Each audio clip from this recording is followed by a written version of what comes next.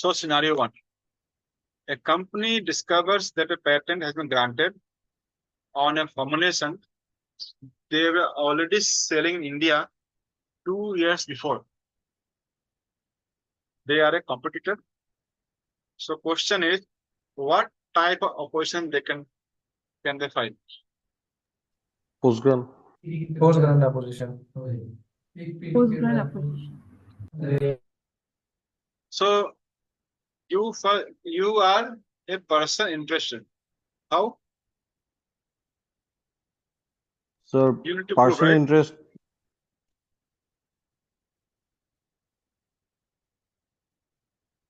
Yes, tell me. That company is selling the formulation already before 2 years. Correct. So they are eligible as a person interested, and they can file this portion of person 7 within 1 year of the time.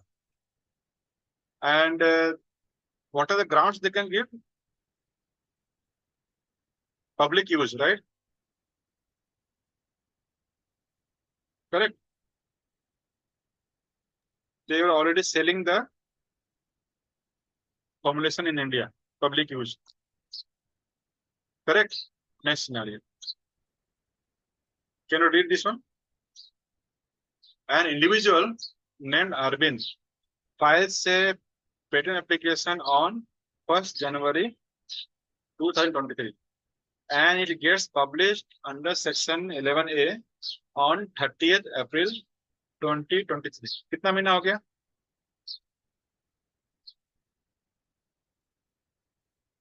चार महीने. Or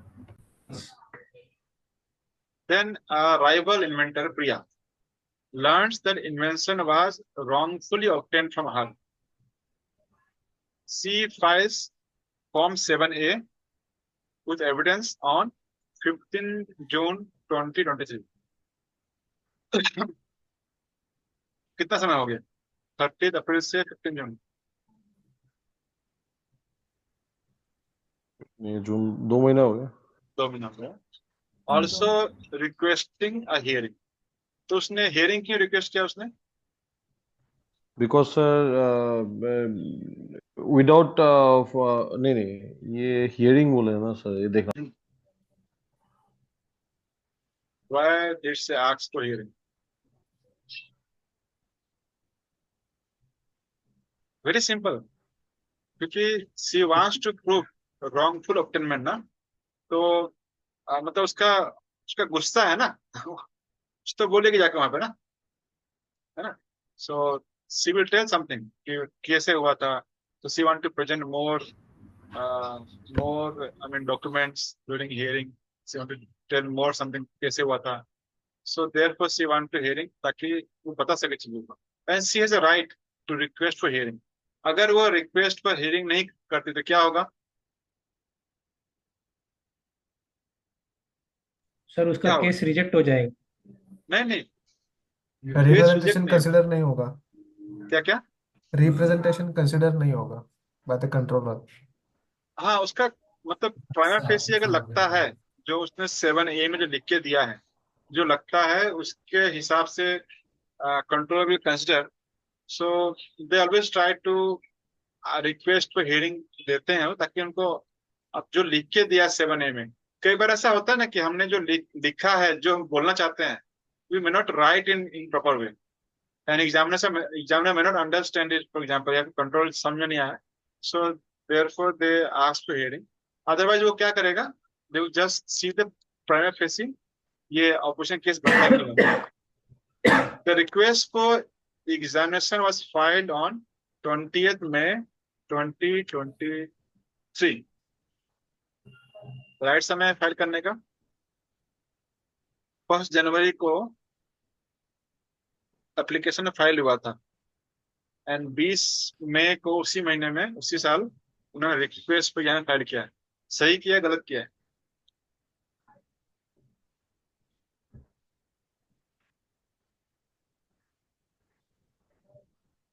क्या लगता है आपको? सही है? So yes, it is correct. It is within time.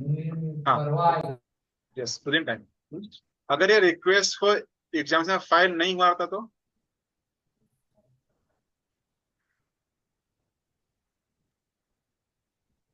Sir request for examination नहीं होने से तो सर ये प्रोसेस कंप्लीट होगा ही नहीं सर। प्री ग्रांट अपोजिशन के लिए तो सर रिक्वेस्ट फॉर एग्जामिनेशन करना कंपलसरी। हाँ, वो कंसिडर नहीं करेंगे। तो प्रिया ने रिक्वेस्ट फॉर एग्जामिनेशन फाइल करने के पहले अपोजिशन किया था कि बाद में किया है? बाद में बाद में किया, correct. The control reviews the pre grant opposition and finds no prima facie case and issues a notification on 10th July to Priya. Priya immediately request hearing, which is granted. उसने पहले किया था. The controller hears the case on 25th July 2023 and decides on 30th July 2023. Okay. Now the question: as per section 25(1) and rule 100, which of the following statement is correct? बताइए.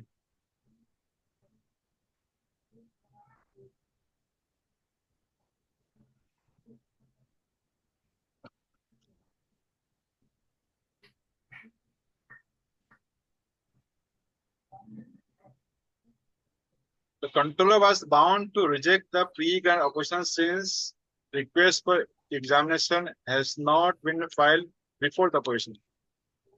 Is the Sir, case? Sir, Sir, option according C to me, is it will correct. be B, sir. Controller was not, since no prima facie was established. Controller was not permitted to hear Priya since no prima facie case was established. ऐसा तो नहीं है ना? Sir, option C is the correct option. Let me discuss this one. Okay, sir. The controller was not permitted to hear Priya since no prima facie case was established. ऐसी बात नहीं है. You can always request to hearing. Okay. Establish. अगर आपने hearing के लिए request नहीं डाला है, तो अगर prima facie case नहीं बनता है, then that is rejected. आपका जो opposition जो है, representation है, they will not consider it. लेकिन prima facie case नहीं बन रहा है, but आपने request पे hearing दिया है, तो अगर नहीं बनता है, फिर भी controller will invite you for hearing. Is it clear? Okay, Clear sir. ना? C क्या है? Controller was required to hear Priya and issue an order within 1 month of hearing. Priya should have filed Form 7 instead of 7A since the patent was not yet granted. Is it correct? Section C, option D.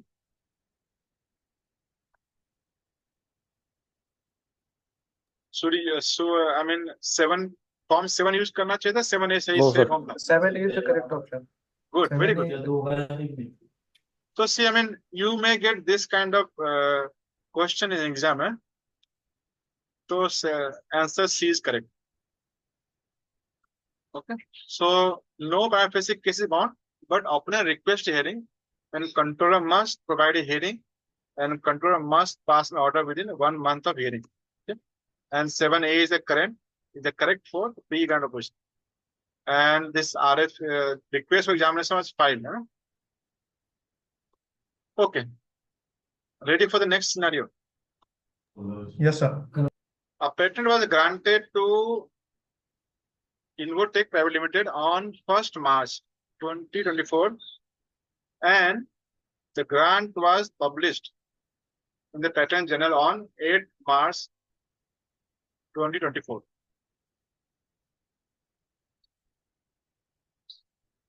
A competitor, Biocorp Limited, who is interested in the field, filed a post-grant opposition under Form 7 on 5th February 2025, citing lack of inventory step and public use in India prior to filing. Just look at the dates. The date, does they make any sense to you? कुछ समझ में आ रहा है? So the best way to read this kind of thing is like how do you do? So इधर क्या point option है pen. तो हम इसको कैसे करते? देखो, हम always draw a line, फटाफट line draw करना. यहाँ लिखना है 1st March. इस दिन क्या हुआ था? फिर 8 मार्च को क्या हुआ था? ऐसे उसके बाद में उसने कब किया, 5 फरवरी किया उसने। तो ये 2023 को था, है ना। ये 2025 को हो गया। ये कितना गैप वगैरह है, कब ग्रांट हुआ था। सर 24 फर्स्ट वाला 24 है सर। क्या क्या, हाँ सॉरी, फर्स्ट वाला 22। So what I mean to say कि आप ऐसा टाइमलाइन ग्राफ बना दे फटाफट, जैसे क्वेश्चन पढ़ते हैं अपना, don't just keep reading again and again. फट से कॉपी में कहीं तो रफ साइड में ना ये टाइमलाइन बना दीजिए फट से, और ये डेट लिखिए, और what ever you understanding, 1 month, 2 months, 1 year, जो भी आपका अंडरस्टैंडिंग है वो डेट को लिख दीजिए, कितना इतना है कि नहीं चेक करने के लिए। ठीक है, if you do like this become very easy, otherwise become very difficult. Clear, okay. So okay, so controller notifies the patentee and they form the opposition board. उसने सही किया, उसने क्या, कंट्रोलर ने गलत किया। सर ओपोजिशन बोर्ड तो sir post grant में होगा सर, इसमें तो ये क्या है, प्री ग्रांट है क्या ये? उस ग्रांट पब्लिश्ड है sir Post grant. And then post grant ही है सर, पोस्ट ग्रांट ओपोजिशन। लेकिन सर इसमें ग्रांट कब हुआ दिया है कौन सा ओपोजिशन बोर्ड? ठीक है सर, देखो ना क्या लिखा है, द पेटेंट वाज ग्रांटेड, पहला सेंटेंस वही है। ओके, हाँ हाँ granted, right right right sir. हाँ देखो, अगर एग्जाम में ना ऐसा ध्यान से पढ़ना है ना, यस सर, यस सर। इसलिए मैं ये सिनेरियो लेकर गया कि मैंने व्हाट आई ऑब्जर्व कि पूरा सेक्शन पढ़ा देते हैं और उसके बाद क्लियर होता नहीं लोगों को, जब यूज आता हाँ है तो सर ये, क्लियर होता नहीं। हाँ सर ये बहुत प्रॉब्लम होता है सर, बहुत मतलब जितने भी क्वेश्चंस मैंने देखे हैं, it comes in the form of a big paragraph, so it's very हाँ difficult to complete the paragraph within time. Correct, इसीलिए जो हमारा प्रोसेस है, जैसे आप अगर कहीं गाना सीखने जाते हो ना, तो वो हर दिन आपको सारे गामा पाई कराते हैं, हर दिन आप साल भर, 2 साल, 10 साल तक ना हर दिन वही काम कराते हैं सारे गामा पा। तो हमारा भी वही सारे गामा पा क्या है, section 1, section 2, section 3, section 4, section 5, सारे रोज पढ़ना, फिर धीरे धीरे करके उसके अंदर जाना। तो और ऐसे डिस्कस करना है, इसी पर्पज के लिए हमने ये व्हाट्सएप ग्रुप बनाया हमने, पर हमारे ग्रुप में डिस्कशन बहुत ही कम होता है, बहुत, है ना। तो आप अगर पढ़ते हो, कुछ डिस्कस करते हो, कुछ पूछते हो, देन इट मेक सेंस कि आप हम we are doing as group study. अकेले अकेले कितना सोचोगे ना। तो मतलब आई डोंट से कि जो अकेले पढ़ते हैं पास नहीं करते, तो पास करते हैं, बहुत पास करते हैं, आप भी पास कर सकते हैं। लेकिन जो अकेले पढ़ते हैं ना, मैंने देखा कि फिर उनको प्रैक्टिस के टाइम पे काफी डिफिकल्ट होती है। डिस्कस तो करना ही पड़ेगा, जिनका 10 साल का एक्सपीरियंस है, 20 साल में, दे ऑल्सो डिस्कस। ये पैर खोलते हैं, लाइन लाइन पढ़ते हैं, देन डिस्कस किया अरे इसका क्या मतलब होता है, how to interpret this, how to, even controller also reads ये क्या लिखा है, इसे क्या इंटरप्रेट हो सकती है। So legal things are not that straightforward. हाँ या ना में कुछ लिखा ही कुछ नहीं होता, कहीं के होता है हाँ ना, लेकिन उस पे हाँ या ना में भी काफी लूफोस होते हैं। एक सेक्शन बोलेगा ये कर सकते हैं, दूसरा सेक्शन उसको ओवरराइड कर देगा नहीं कर सकते हैं। तो काफी कॉम्प्लिकेटेड है, इसलिए आप बार बार पढ़िए और Yes, sir. Discuss. It's really true, sir. Actually, whenever I go through all these questions paper every time, so बहुत सारे confusions होते हैं सर बीच में. हाँ It's हाँ, true, sir. तो देखिए, ये कंफ्यूजन को हटाने का जो क्या तरीका है, the moment to read the question, आपको सेक्शन फिक्स करना है पहले, है ना। जैसे जैसे फॉर एग्जांपल मैं आपको बोलता हूँ कि हमको हमको जाना है, रामेश्वरम जाना है। तो जैसे मैंने रामेश्वरम बोला, तो इमिडिएटली आपका कंपास घूम गया ना, इंडिया के साउथ में जाना है हमको, है ना, लोकेशन दिख गया, नॉर्थ साउथ ईस्ट, वो तो पक्का कंफर्म होना चाहिए कहाँ जाना किधर है।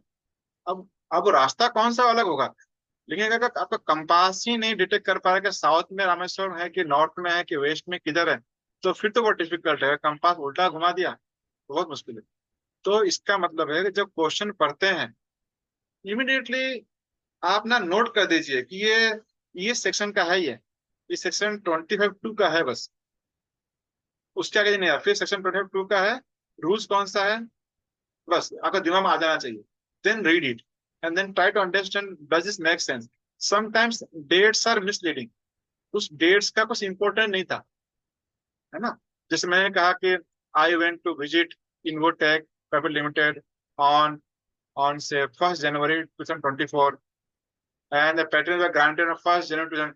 तो I went to visit the lab, उससे कोई फर्क नहीं पड़ता किस डेट को गया था मैं। Is it a matter.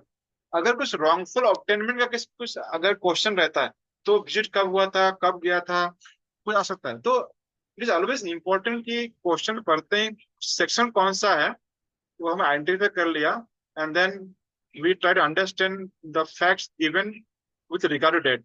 और जो जो चीज पढ़ते हैं जस्ट मार्केट, अगर डेट का क्वेश्चन है ऐसे टाइमलाइन बनाना है, उसमें लाइन खींच खींच के लिखने जाना है एंड राइट द कौन कौन से एक्टिविटी हुए थे उस डेट में।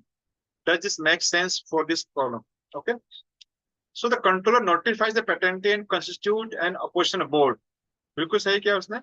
कब किया उसने? 10 फरवरी 2025 को किया है। सही किया उसने क्या? So post grant opposition was filed on 5 February. तो उसने अपोजिशन का बनाया उसने 10 फरवरी। Is it correct? सही टाइम पे किया उसने, गलत टाइम पे किया उसने? कितना समय लगता है? 10 फरवरी जल्दी बना दिया कि देर से बनाया कि सही गलत है? सर विद इन 12 मंथ्स होने से तो हो जाएगा। 12 मंथ नहीं, 1 मंथ। नहीं सर, पोस्ट ग्रांट ओपोजिशन का सर कौन सा क्वेश्चन फिर से रिपीट कीजिए सर। मैंने कहा कि 5 फरवरी को उसने पोस्ट ग्रांट अपोजिशन फाइल किया था, है ना। हम्म। कंट्रोलर ने 10 फरवरी को अपोजिशन बोर्ड बनाया है। हाँ सही हाँ किया हाँ गलत किया हाँ उसने?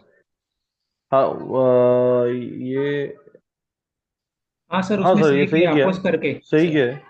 नहीं नहीं, टाइम टाइम लाइन वाइज सही कि नहीं? टाइमलाइन कितना सही होता टाइम है? है सर। कुछ सबमिट रिकमेंडेशन बाय 10th मार्च। 10th फेब को अपोजिशन बोर्ड बनाया था, उन्होंने 10th मार्च को अपना रिकमेंडेशन दिया। सही टाइमलाइन है कि गलत timeline?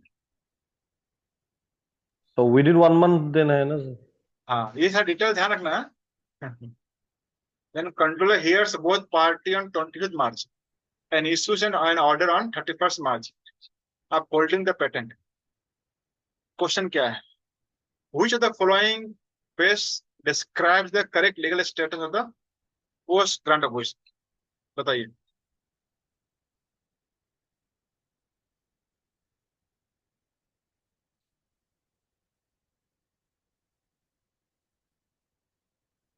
Opposition was invalid because it was filed more than 6 months after the grant. सही है क्या?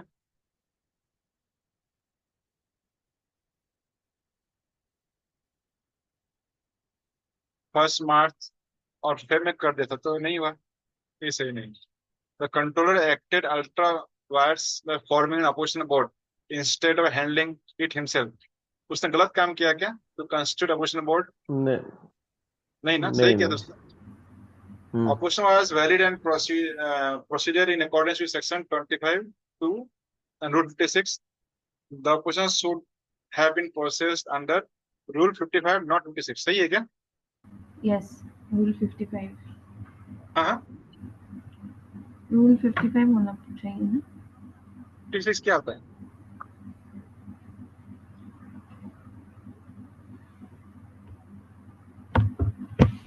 Six is Constitution of Opposition Board and its proceedings, Yes. है ना? And what is 55? 55 is opposition to the patent. Notice of opposition. Section 55, na? And 55A is for the. There are two things, 55 and 55A, है ना? So 55 is for the opposition to the patent. This is for the pre-grant. 55A is for the post-grant and Form 7, and 56 is the formation of the opposition board. 55A is for the post grant. 55 and 55A. हाँ, so there is a rule 55 and rule 55A. Yes. So rule 55A is the for the post grant filing of the notice of opposition. So opposition should have been processed under rule 56. ये सही है because rule 56 is regarding formation of opposition board and this is for the post grant opposition only. Pre grant opposition में opposition board नहीं बनता है. ठीक है? Okay. Okay. So post grant opposition must be filed within 1 year.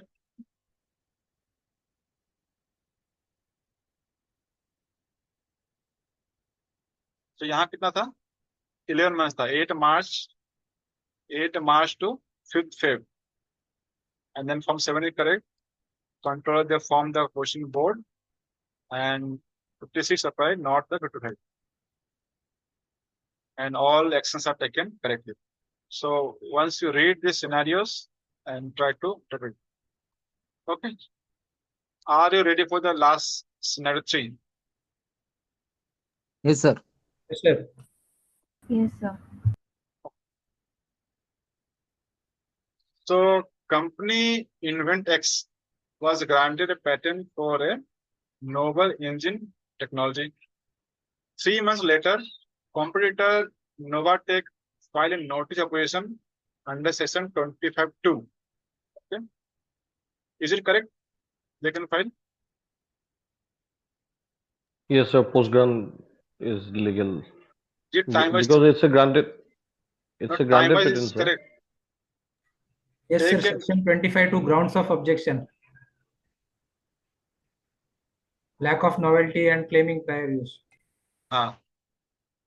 Tech Nova submitted Form 7, evidence and hired legal counsel before opposition hearing when he decided to withdraw the patent voluntarily.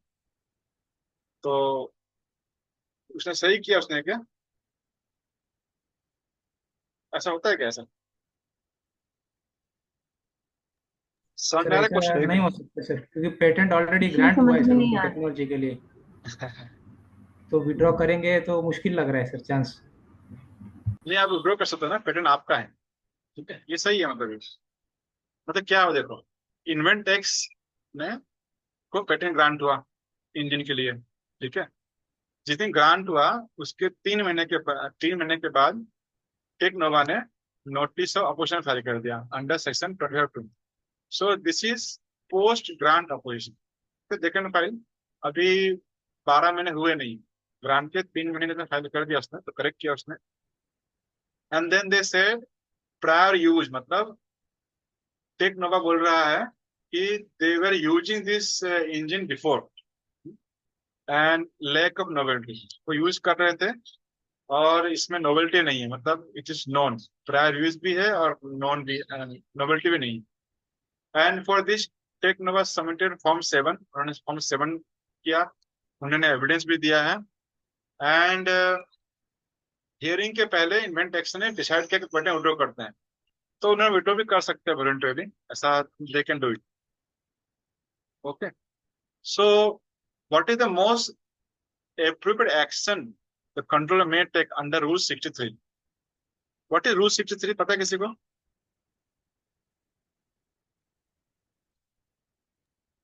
Sir, revocation नहीं, rule 63, not section or 63. rule or okay rules.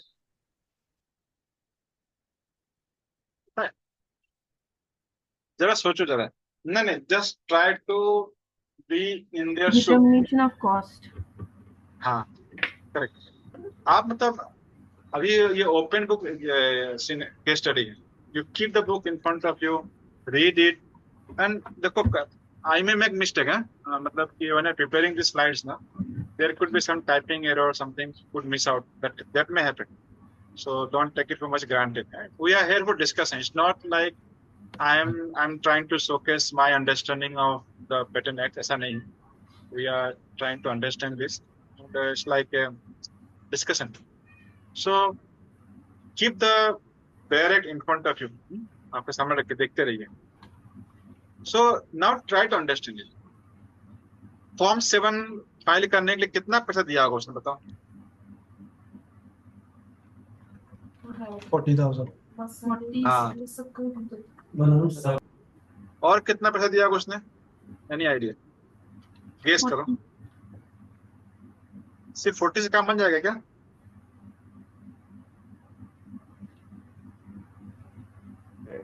Sir hearing के लिए भी अलग से देना पड़ेगा। हाँ, और क्या देना, पैसा देना पड़ेगा?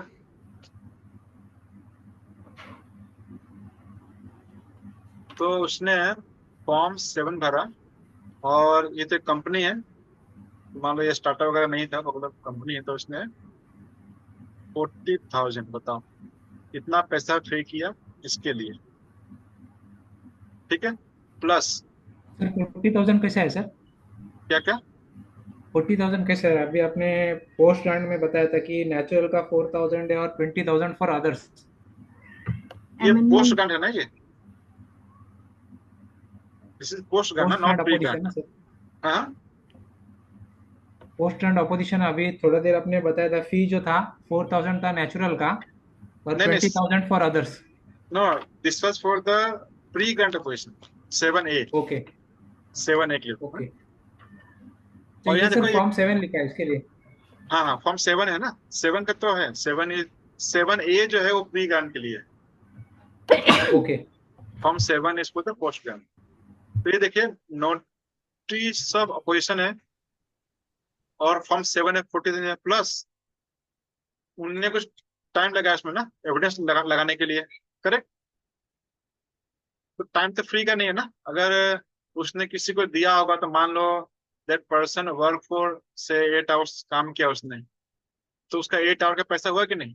अगर आप कंपनी में काम करते हो 8 घंटा, आपको कहा गया कि प्रिपेयर एविडेंस फाइल करने के लिए, तो आपका एक घंटे का अगर 1,000 रुपये होता है फॉर एग्जाम्पल, तो ये 8,000 हो गए, तो बहुत कम पैसा बता रहा हूँ मैं, ये है कि नहीं?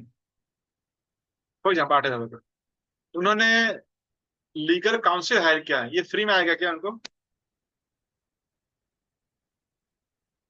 क्या No. आइडिया आपको? Sir he will charge some fees like 50,000 40,000 like. हाँ, तो जैसे आपको क्या हायर करेगा, आप तो फ्री में काम करोगे नहीं ना, चार्ज करोगे उसको ना।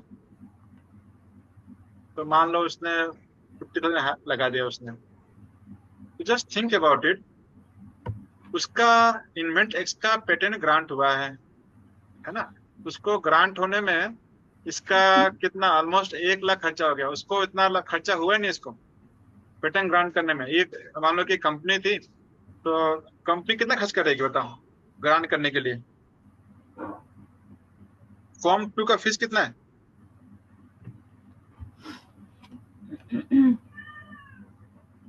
फॉर्म 2 का फीस है क्या?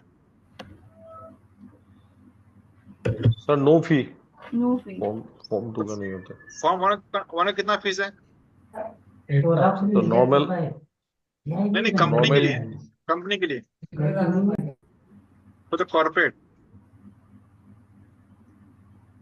देख के बताइए, आपके पास हम बुक है कि नहीं? 8,000 है, ठीक है, Yes. फॉर्म 1 के लिए, करेक्ट। Yes. प्लस उसने फॉर्म दिया होगा, फिर उसने क्या किया होगा, उसने फिर रिक्वेस्ट फॉर एग्जामिनेशन किया होगा, Examinations. है ना। तो कौन सा फॉर्म यूज करते हैं रिक्वेस्ट फॉर एग्जामिनेशन के लिए? 18. हाँ हाँ, फॉर्म Form 18 है. 18। कितना फीस लगता है? 20,000. करेक्ट। तो Form A के लिए क्या? फॉर्म 18 के लिए 18 18A. रिक्वेस्ट फॉर एग्जामिनेशन ना, ठीक है। और क्या उसको पैसा लगेगा, उसको इन्वेस्ट एस पे क्या पैसा लगा ग्रांट ग्रांट होने के लिए, बताइए।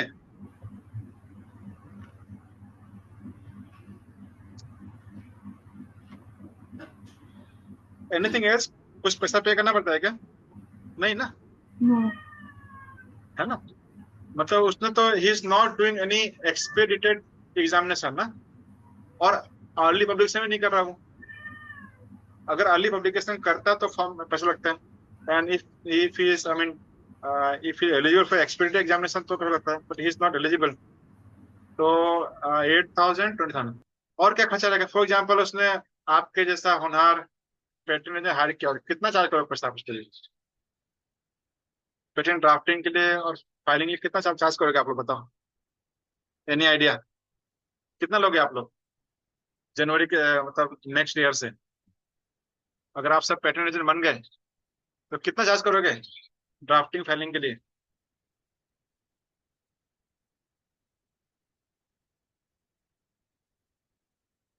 No idea, any rough guesses? Sir, thousand. it varies, sir, नहीं, आप कितना चार्ज based on करोगे? the no idea, sir. अरे तो थोड़ी आप बोलोगे 10 रुपए दे दो, ऐसे बोलोगे क्या? 100 रुपए दे दो, 1,000 दे दो, कर दूंगा मैं, ऐसा होगा नहीं ना। So it varies, I mean तो कितना होगा मिनिमम, मतलब बताओ।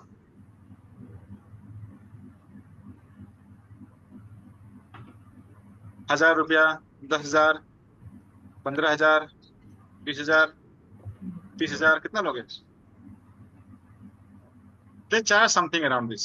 से फॉर एग्जाम्पल सबसे कम भी रहेगा तो 30,000 चार्ज, 30,000 चार्ज, मे चार्ज मोर एज वेल। ठीक है, तो कितना हो गया? 28 प्लस 30, तो इसने खर्चा क्या? 58 खर्चा किया पेटेंट पेटेंट पब्लिश ग्रांट होने तक, बताओ, सब मिला करके कोई जान। और ये बंदा टेक्नोवा, इसको तो 40,000 लग गया ऐसे ही, गवर्नमेंट फीस लग गए 40,000, पर उसने एक बंदा का हायर किया जो काम किया घर पे, मतलब ऑफिस में, उसके टाइम का पैसा, और लीगल हायर किया 50,000 उसने ले लिया, क्योंकि क्रिटिकल हो गया अभी ना।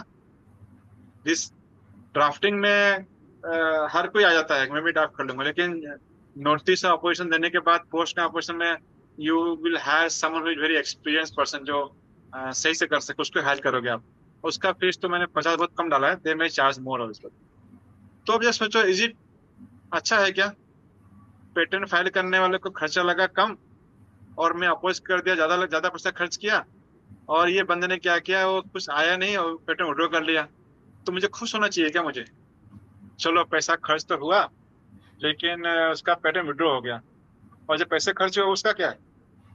तो उसने पेटेंट फाइल ही क्यों किया था? ऐसा फालतू पेटेंट क्यों फाइल किया उसने? मेरा पैसा खर्च कर दिया उसने। समझ में आ रहा है प्रॉब्लम क्या प्रॉब्लम है? Yes. हाँ? तो इसलिए रूल 63 क्या कहता है? If the patentee notifies the controller that he desires to withdraw the patent after notice of opposition is given, the controller, depending on the merit of the case, may decide whether cost should be awarded to the opponent. तो अब controller छोड़ेगा नहीं आपको अभी। Controller क्या कर सकता है? Dismiss the opposition as moot without any further action, automatically revoke the patent and award damage to the public. Consider awarding cost to Technova based on merit of the case, punish invent tax for withdrawing, and ban further application for 3 years. क्या कर सकता है वो? Option C. Option C.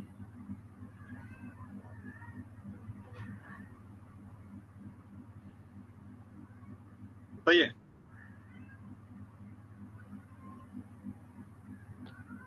Option C.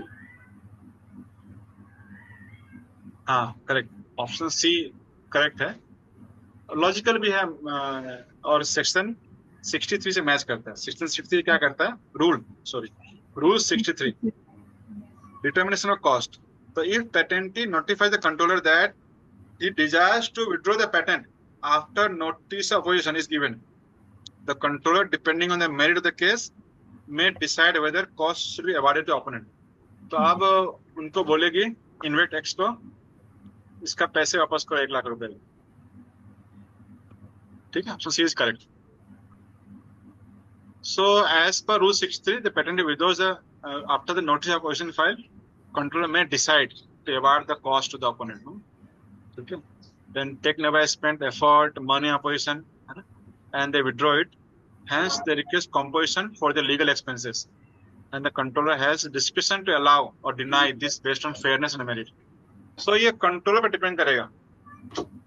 Controller he can use his discretion power. इसको कोई जज नहीं करेगा इस पे कि कभी अलाउ किया कभी नहीं किया. वो तो ना मेरी मर्जी. तो वैसा कुछ तो भी है. ठीक है. And ignores the cost burden on the opponent, and B is not provided under this act, and D is punitive and not allowed under patent law. ये सजा हो गई ना. Punish invade X to withdraw and ban further application for 3 years. ऐसा नहीं करते. बहुत गुस्सा आ गया. ऐसा तो टेक नवा का गुस्सा आएगा, बोलेगा इसको बैन कर दो, ये कर दो, पर ऐसा अलाउ नहीं. ओके. कैसा लगा केस स्टडी आप लोग को? समझ में आया कुछ तो भी? Was it useful or not? Yes, Yes, sir. sir. Yes, sir. Yes. Good. So you studied